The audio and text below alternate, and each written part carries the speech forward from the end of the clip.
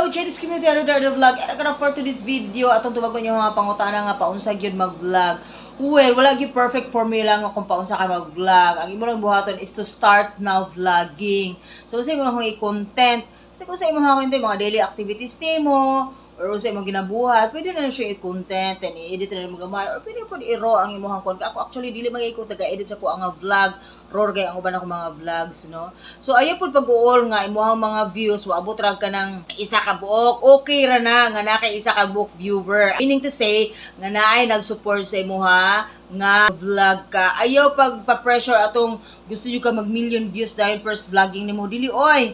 Sa ta artista ta, kanang mga artista sa content lang hit dai na kay ngano ilado naman sila daan ya kita aning uyamo tra gyud in taon ta Ginoo ko uyamo tra man ta so di magantos kita mag-vlog hangtod mahit ang ato ang vlogging kay sa ako dili ko mag-after anong mga 1,000 nga views. Actually, makita nimo sa inyo ako YouTube channel nga, di kay kabot 100 views, di kay kabot 100 views.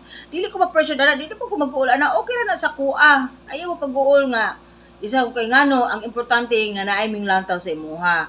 Kung mag-start ka vlog, it's your responsibility nga maghimo pag-content. Why? Kay naay taga-subaybay ka. So, consistent ka sa imuhang vlog.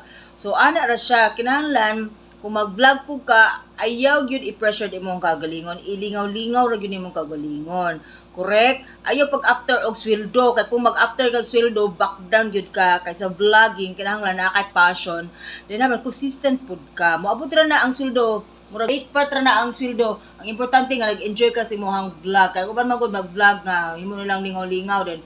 Wala sa later part ay nakang sweldo sila. So nga na, when to start vlogging, karon ang perfect timing nga mag-vlog ka.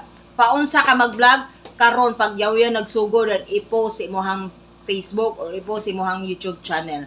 Ana lang ha. Ayaw na pagkuan nga maulaw ka. Ay maulaw man ko mag-vlog. Actually sa una maulaw man ko mag-vlog.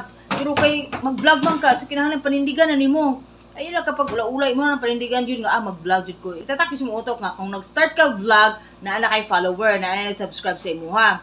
So, ihatagan po nimo sila, batuhan po nimo sila content, nga ilahang lantawon. Ayaw po sila pasagdai.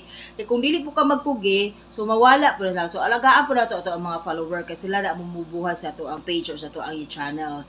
So, tanang mga JD's community, thank you so much, no? Kaya naadyo mo hangtod karon. So, kana lang, bye everybody. That's it, this is Mika JD. Thank you so much for watching. Bye everybody. Dalaygon ang ato nga buhi nga Dios.